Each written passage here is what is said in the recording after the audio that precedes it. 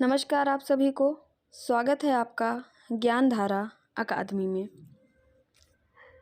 जैसा कि आप सभी को पता है कि यूजीसी नेट जेआरएफ के दिसंबर 2022 का जो सेशन था उसका रिज़ल्ट 13 अप्रैल को आ चुका है और हमारे संस्थान से अच्छा परिणाम आया है। तो उसी को आगे देखते हुए हम अपने इस बैच को फिर से जून 2023 के सेशन के लिए शुरू किए हैं और इसकी शुरुआत हम अंधेर नगरी नाटक से करने जा रहे हैं, जो कि यूजीसी नेट की परीक्षा में लगा हुआ है। तो आइए चलिए शुरू करते हैं अंधेर नगरी नाटक। अंधेर नगरी नाटक एक ऐसा नाटक है जो बहुत ही प्रचलित है, या यूँ कहें कि ये एक प्रहसन है जिसके माध्यम से हम अपने अंदर जो बुराई हैं, जो विरक्तियां हैं, उनसे मुक्ति पा सकते हैं। समाज में जो विरक्तियां, बुराइयां फैली हुई हैं उनको ख़त्म कर सकते हैं या एक संदेश पहुंचा सकते हैं। अच्छा, तो अंधेर नगरी नाटक भारतेंदु हरीशचंद्र द्वारा 1881 में लिखा गया था और यह नाटक 1881 में लिखा गया था एक दिन में। बनारस में एक नेशनल थिएटर नाम से एक थिएटर था, उसके लिए अंधेर नगरी नाटक एक रात में भारतेंदु हरीशचंद्र ने लिखा था। इस नाटक में कुल 6 अंक हैं। अब इस नाटक में कुल 6 अंक हैं, तो वो 6 अंक क्रमशः इस प्रकार हैं। पहला अंक बाह प्रांत, दूसरा बाज़ार, तीसरा जंगल, चौथा राजसभा, पांचवा अरण्य और छठा शमशान। तो ये हमारे इस नाटक के कुल 6 अंक हैं। अब इस नाटक की जो पूरी कथा वस्तु है वो आपको संक्षेप में एक बार सुना दें। तो इस नाटक में एक गुरु होते हैं, महंत, उनके 2 शिष्य होते हैं, नारायण दास और गोवर्धन दास। तो इस नाटक की जो कथा वस्तु है वो इस प्रकार है कि एक महंत होते हैं, उनके 2 शिष्य होते हैं और जंगल में आपस में बात करते हुए जाते हैं। तो वो लोग एक जगह पर रुकते हैं और महंत अपने दोनों शिष्यों से कहते हैं कि बच्चा, इतनी भिक्षा लेना कि सिर्फ ठाकुर जी को भोग लग जाए, अर्थात लालच नहीं करना है। महंत अपने शिष्यों को सिखाते हैं कि बिना लालच किए हुए सिर्फ उतनी ही भिक्षा लेना जितने में ठाकुर जी को भोग लग जाए। दोनों बाज़ार जाते हैं, एक पूरब में जाता है, एक पश्चिम में जाता है। और गोवर्धन दास जो है वो बाज़ार में जाता है, वहाँ पर देखता है कि सब कुछ उसको टके सेर भाव मिल रहा है। नमकीन हो गई, नारंगी हो गई, जलेबी हो गई, चना हो गया इत्यादि जितनी भी सामग्री है सब उसको टका सेर मिल रही है। तो वो खुश हो जाता है और उसको इतनी भिक्षा मिल जाती है कि वो उस भिक्षा से ही 3.5 किलो, कितना 3.5 किलो मिठाई ले लेता है। इसके बाद वो पुनः जंगल जाता है, अपने महंत यानी कि अपने गुरु को बताता है। तो गुरु को जब बताता है कि सब कुछ टके सेर मिल रहा है, तो गुरु सचेत हो जाते हैं कि जहाँ गुण और अवगुण, अर्थात जहाँ जो कीमती वस्तु है और जो अमूल्य है, दोनों एक ही भाव मिल रहे हैं, उस जगह पर रहना उचित नहीं है। तो अपने शिष्य से, गोवर्धन दास से कहता है कि बच्चा यहाँ से चलो। तो गोवर्धन दास कहता है कि गुरुजी, आपकी कृपा से तो मैं यहीं पर सुखी रह लूँगा, आप लोग जाइए और आपकी कृपा से मुझे कोई कष्ट नहीं होगा। नारायण दास और महंत जी चले जाते हैं। गोवर्धन दास वहीं पर बड़े आराम से रहता है, खाता पीता है, खा खा के खूब मोटा हो जाता है। उसके बाद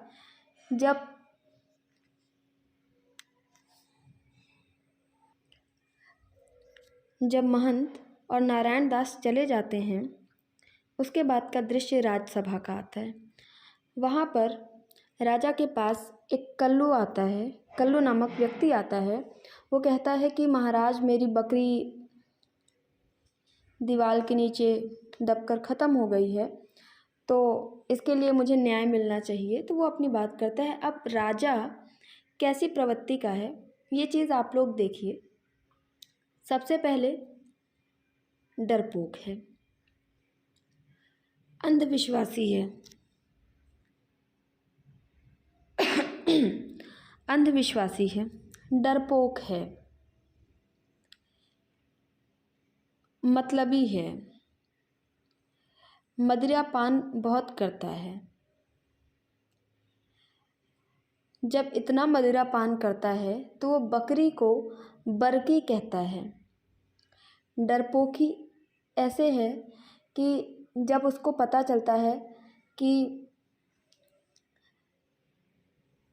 उसके यहाँ एक महिला आई, वो उसको सूपनखा समझ लेता है। अंधविश्वासी ऐसे है कि जब महंत उसको चीज़ बताते हैं कि ये एक ऐसा नक्षत्र है जिसमें इस समय कोई भी व्यक्ति फांसी चढ़ेगा तो उसको मोक्ष मिलेगा, तो वो बिना कुछ सोचे समझे विचार किए ही महंत की बात में आ जाता है और कहता है कि फांसी मैं ही चढ़ूँगा। तो यहाँ पर हमारा जो राजा है उसका आपको जो नेचर है, जो उसका व्यवहार है, वो आपको पता चल गया होगा।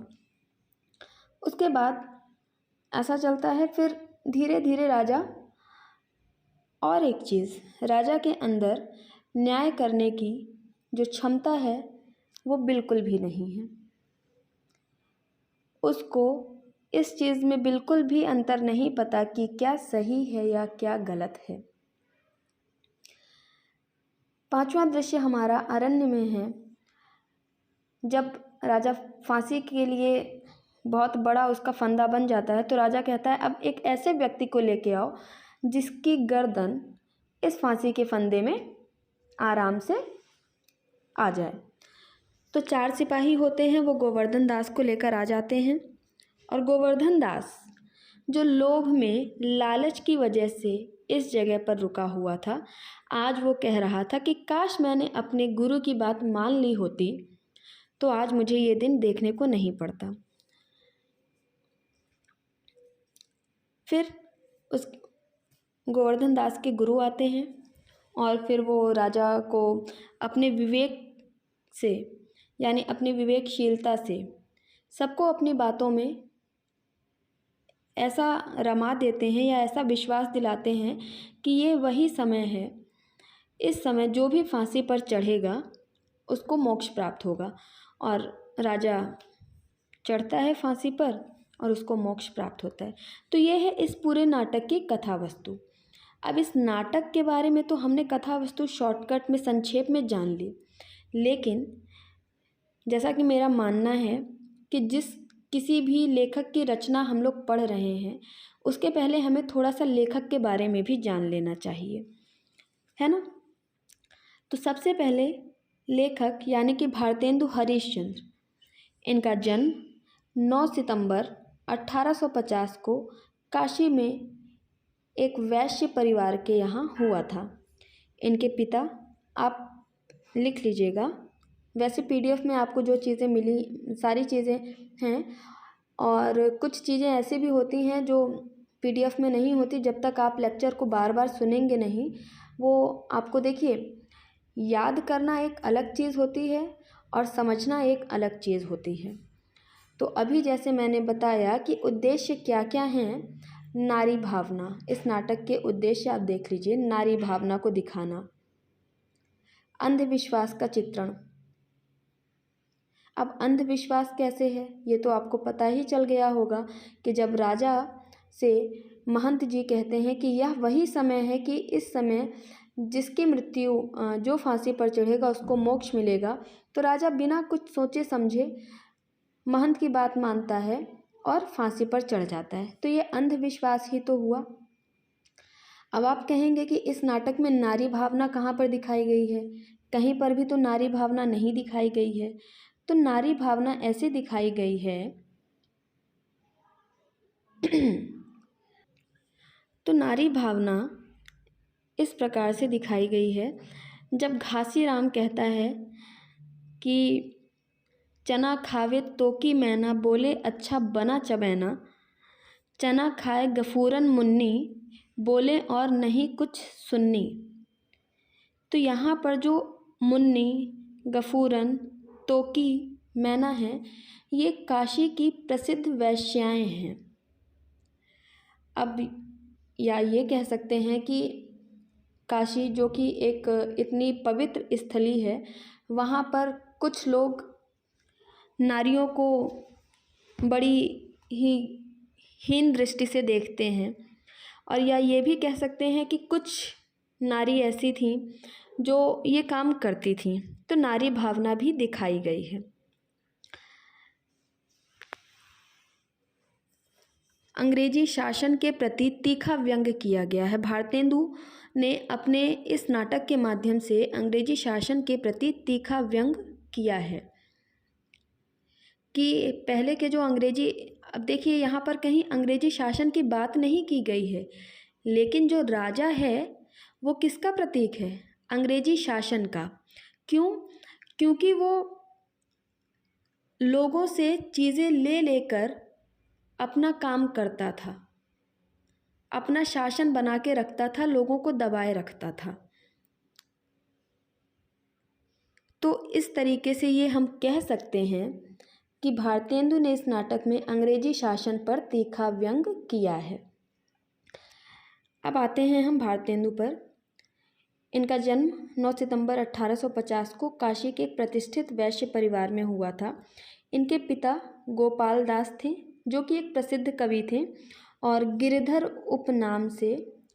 दास उपनाम से कविता करते थे। भारतेंदु एक बहुमुखी प्रतिभा के धनी थे। हालांकि 35 वर्ष की ही आयु में इनकी मृत्यु हो गई, लेकिन एक ये बहुमुखी प्रतिभा के धनी थे। इन्होंने नाटक और कविता के क्षेत्र में अपना एक सर्वश्रेष्ठ स्थान बनाया है। जब इन्होंने कविवचन सुधा नामक पत्रिका निकाली सन 1868 में, तब इनकी आयु मात्र 18 वर्ष की थी। इसके पश्चात 1873 में इन्होंने हरीश चंद्रिका पत्रिका भी निकाली और 1874 में स्त्री शिक्षा के लिए बाला बोधिनी नामक पत्रिका भी निकाली। अब एक प्रश्न बनता है कि इनको भारतेंदु की उपाधि कब दी गई? तो इनको भारतेंदु की उपाधि काशी के प्रसिद्ध विद्वानों ने 1880 में दी थी। देखिए, आपको ये PDF तो मिल जाएगा, लेकिन जितनी बार आप इस लेक्चर को सुनेंगे उतनी ज़्यादा आपकी समझ बढ़ती जाएगी। ठीक है। अब भारतेंदु इतने साहित्यिक व्यक्ति थे, या इन्होंने साहित्य में इतना अपना योगदान दिया, या इन्होंने सन 1857 के समय से साहित्य के माध्यम से जो भारत में एक आंदोलन जगाने की इतने महान कार्य किया, इसी की वजह से सन 1857 से 1900 तक के काल को भारतेंदु युग के नाम से जाना गया है। ठीक है। अब इनकी प्रमुख कृतियाँ, इन्होंने मौलिक नाटक भी लिखे और अनुदित नाटक भी लिखे। तो अब मौलिक नाटक जो लिखे हैं वो इस प्रकार हैं: वैदिक हिंसा, हिंसा न भवति, सत्य हरिश्चंद्र, श्री चंद्रावली, विशस्य विष औषधम, भारत दुर्दशा, नील देवी, अंधेर नगरी, प्रेम जोगनी और सती प्रताप, जो कि इनका अपूर्ण है और जिसे पूरा किसने किया था? बाबू राधा कृष्ण दास ने पूरा किया था। अब मेरा एक ऐसा मानना है, क्योंकि मैं जो भी चीज़ें याद करती हूँ उसको मैं एक अपने अनुसार एक ट्रिक बना लेती हूँ, तो मैं वो आपको भी वो ट्रिक प्रोवाइड करा रही हूँ, आपको देने जा रही हूँ। तो ट्रिक है भारतेंदु के मौलिक नाटकों को याद करने की। वेद सत्य से चंद्र हुआ, फिर प्रेम जोगनी आया, विष की औषधि विष होती, ये भारतेंदु बतलाया, भारत की दुर्दशा सुनाकर देवी नील रचाया, अंधेरी नगरी को जाकर सती प्रताप बनाया। ये भारतेंदु हरिश्चंद्र के मौलिक नाटकों को याद करने की एक ट्रिक है। अब इनके अनुदित रचनाओं की ट्रिक है। विरपा धन का भा दुर्लभ मुद्रा हो गया, अर्थात वी से विद्या सुंदर, रा से रत्नावली, पा से पाखंड विडंबन, धन से धनंजय विजय, का से कर्पूर मंजरी, भा से भारत जननी, दुर्लभ से दुर्लभ बंधु और मुद्रा से मुद्रा राक्षस। इन्होंने काव्य कृतियाँ भी लिखी, जैसा कि मैंने बताया था। भक्ति सर्वस्व, प्रेम मालिका, प्रेम माधुरी, प्रेम तरंग, उत्तरार्ध भक्तमाल, प्रेम प्रलाप, होली, राग संग्रह, वर्षा विनोद, मधुमुकुल, विनय प्रेम 50, फूलों का गुच्छा, खड़ी बोली का है, दशरथ विलाप, बकरी विलाप इत्यादि इन्होंने रचनाएं लिखी। निबंध में भी इन्होंने अपना हाथ पीछे नहीं रखा, ये चीज़ आप ध्यान रखिएगा। निबंध भी इन्होंने लिखे। कालचक्र, लेवी प्राण लेवी, भारतवर्षोन्नति कैसे हो सकती है, कश्मीर कुसुम, दिल्ली का दरबार, जातीय संगीत, संगीत सार, हिंदी भाषा, स्वर्ग में विचार सभा, अद्भुत अपूर्व स्वप्न। इन्होंने यात्रा वृत्तांत भी लिखा। सरयू पार की यात्रा, लखनऊ की यात्रा। इनके 2 उपन्यास हैं, पूर्ण प्रकाश और चंद्रप्रभा। आत्मकथा इन्होंने लिखी एक कहानी, कुछ आप बीती कुछ जग बीती। अब आते हैं अंधेर नगरी नाटक के पात्रों पर। तो अंधेर नगरी नाटक के पात्र देख लीजिए। महंत गोवर्धन दास, नारायण दास, कबाब वाला, घासी राम, नारंगी लाल, हलवाई, कुजड़िन, मुगल, पाचक वाला, मछली वाली इत्यादि आपको ये पात्र दिए गए हैं। अब नाटक में जो महत्वपूर्ण शब्द आए हैं, देखिए एनटीए का कुछ भी पता नहीं है कि वो कब क्या चीज़ पूछ ले। अब अगर एनटीए यही पूछ लेता है कि अंधेर नगरी नाटक में भक्ति काल के किन 2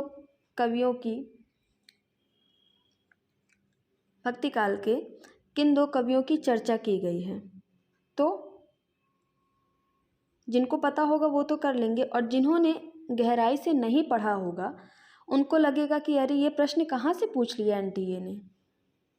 आप नोट कर लीजिए, एक सूरदास, एक तुलसीदास।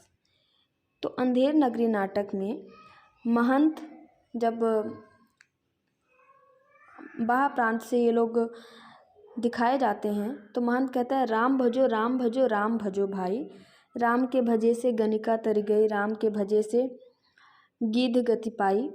उसी में अंतिम की 2 पंक्तियों में सूरदास और तुलसीदास के बारे में जिक्र किया गया है, तो ये चीज़ आप ध्यान रखिएगा, ठीक है। अब इसके जो बहुत ही महत्वपूर्ण शब्द आए हैं, जैसे एक सिलहट आया है, तो ये सिलहट है, ये सिलहट बांग्लादेश का एक नगर है। बुलवट नेपाल का एक कस्बा है। बिहिदाना एक ऐसा अमरूद जैसे फल का एक बीजा है, ठीक है। सरदा खरबूजे की जाति का एक श्रेष्ठ फल है। अब एनटीए के दिमाग में आ गया, उसने पूछ लिया कि सरदा का अर्थ अंधेर नगरी में क्या है। जिनको पता होगा वो बता देंगे, जिनको नहीं पता होगा वो नहीं बता पाएंगे। अब अंधेर नगरी नाटक में चलिए अंक तो 6 हैं, लेकिन कुल गीत कितने हैं? गीतों की संख्या भी 6 है, ये आप ध्यान रखिएगा। सबसे पहला गीत बाह प्रांत में ही है कि जब राम भजो राम भजो राम भजो भाई, राम के भजे से गणिका तर गई, राम के भजे से गीत गति पाई। अब गणिका प्रसिद्ध वैश्याओं को गणिका कहा गया है, ये चीज़ आप नोट कर लीजिएगा, ठीक है।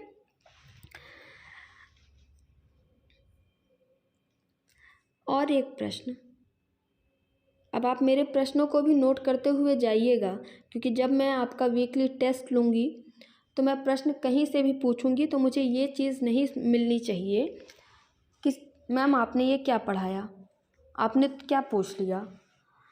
तो गोवर्धन दास किस दिशा की ओर जाता है? पश्चिम की ओर जाता है, और नारायण दास पूरब की ओर जाएगा, ठीक है। भोग किसको लगाना है, ठाकुर जी को या शालीग्राम को?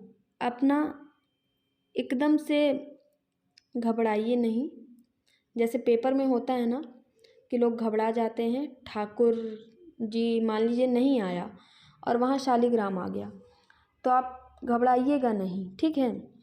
अगला गीत है, जब गोवर्धन दास लोग जाते हैं भिक्षा लेने के लिए, तब यही गाते हुए जाते हैं कि लोभ पाप का मूल है, लोभ मिटावत मान, लोभ कभी नहीं कीजिए या में नरक निदान।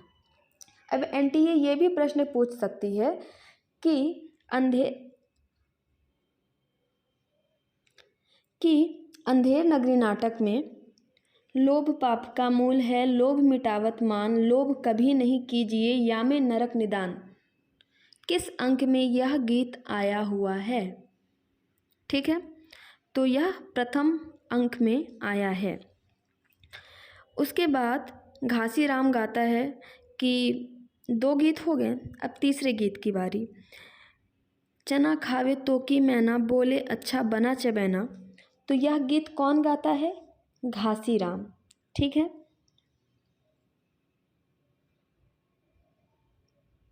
अब इसी अंक में सिलहट है ना, बुलवट ऐसे शब्दों का प्रयोग हुआ है।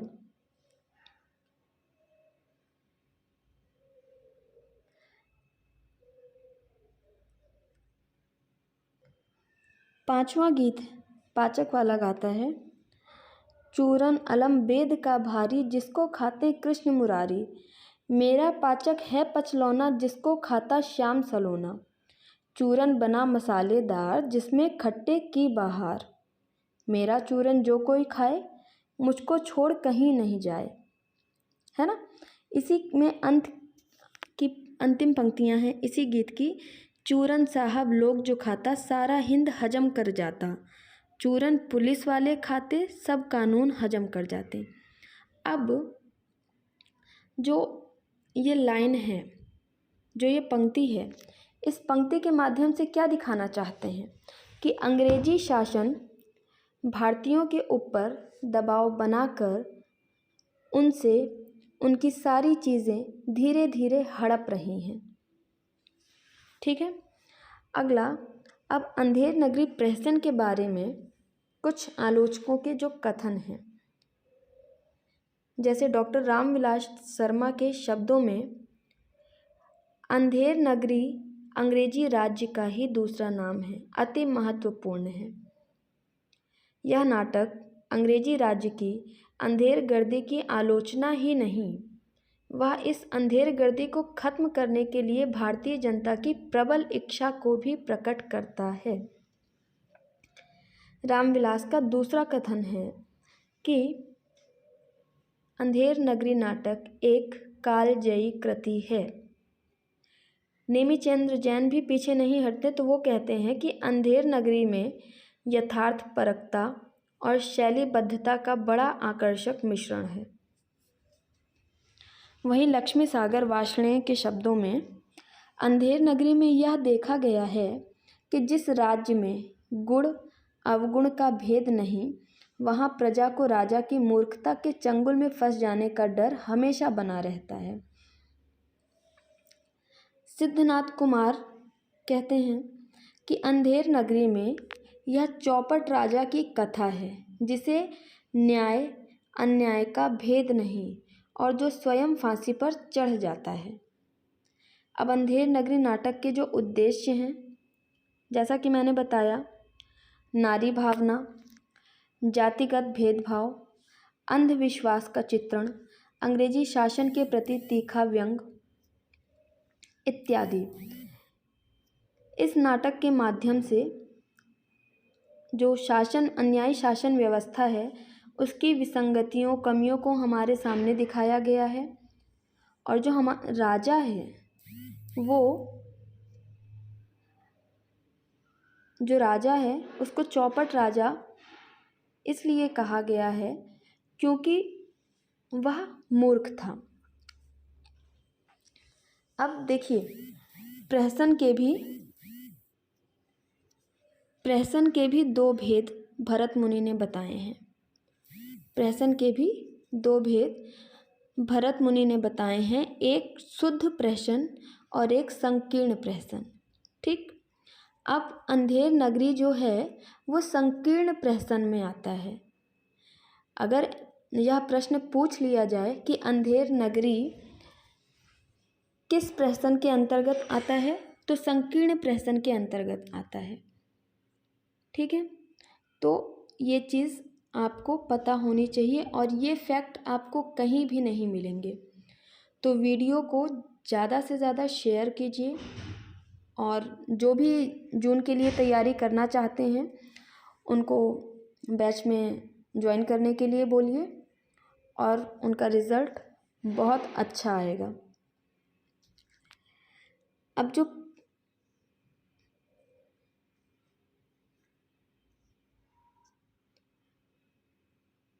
प्रथम दृश्य था उसका चित्रण मैंने आपको, पूरी कथा वस्तु को मैंने एक शॉर्टकट माध्यम से आपके सामने बता दिया था।